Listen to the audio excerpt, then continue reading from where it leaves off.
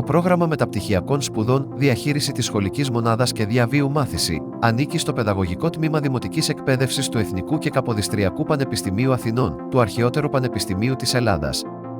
Πήρε την ονομασία του το 1932 προς τιμή του πρώτου κυβερνήτη της Ελλάδας, Ιωάννη Καποδίστρια.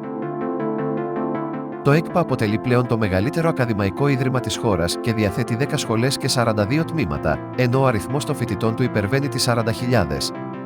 Το Παιδαγωγικό Τμήμα Δημοτικής Εκπαίδευσης, μέσα από το προπτυχιακό και τα μεταπτυχιακά προγράμματα σπουδών του, δίνει άριστα εφόδια και πλήρη επαγγελματική κατάρτιση στους μελλοντικούς λειτουργούς της ελληνικής πρωτοβάθμιας εκπαίδευσης. Τα μαθήματα του προγράμματος μεταπτυχιακών σπουδών διεξάγονται στο Μαράσλιο Διδασκαλείο. Το Μαράσλιο Διδασκαλείο βρίσκεται στην περιοχή του Κολονακίου, στην Αθήνα, δίπλα στο νοσοκομείο Ευαγγελισμός και σε πολύ μικρή απόσταση από τον ομώνυμο σταθμό του μετρό. Διαθέτει μεγάλο προαύλιο, ιδιόκτητο χώρο στάθμευσης 100 αυτοκινήτων, καθώς και πρόσβαση για άτομα με αναπηρία για τη διευκόλυνση των φοιτητών του προγράμματος.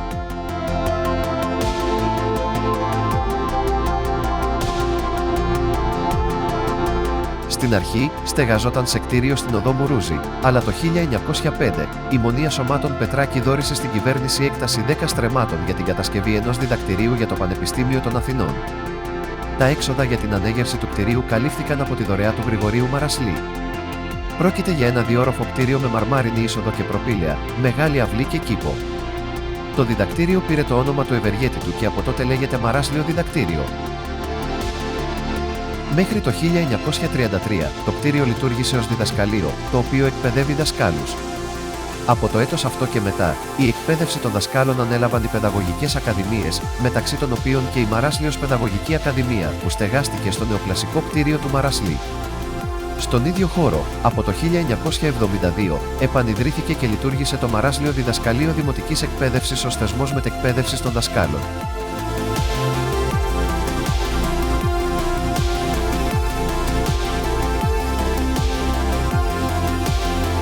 Το Μαράσλιο αποτελεί έναν εκπαιδευτικό χώρο που διαθέτει 7 ευρύχωρες αίθουσες διδασκαλίας.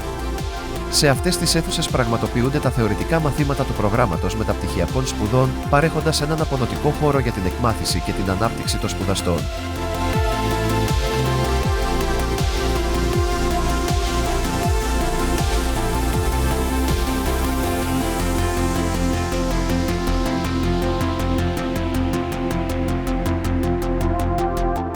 Επιπλέον, το Μαράσλιο διαθέτει 2 σύγχρονα εργαστήρια με τεχνολογικό εξοπλισμό εχμής που επιτρέπουν στους φοιτητές να αποκτήσουν πρακτικές δεξιότητες σε σύγχρονες τεχνολογίες.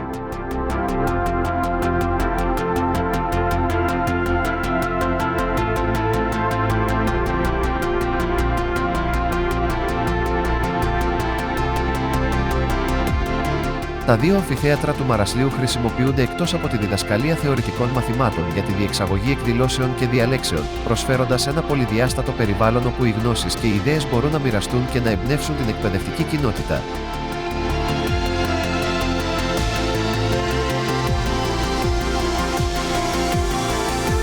Η βιβλιοθήκη και τα αναγνωστήρια της Σχολής Επιστημών της Αγωγής βρίσκονται στο κέντρο της Αθήνας και πιο συγκεκριμένα στην Δραγατσανίου 4, στην πλατεία Κλαφμόνος. Κύριος σκοπός της είναι η υποστήριξη του εκπαιδευτικού προγράμματος των τμήματων της σχολής και καλύπτει κυρίως τους τομείς της εκπαίδευσης, της ψυχολογίας, της κοινωνιολογίας, της φιλοσοφίας, της λογοτεχνίας, της γλωσσολογίας, καθώς και θέματα ευρύτερου γνωστικού ενδιαφέροντος.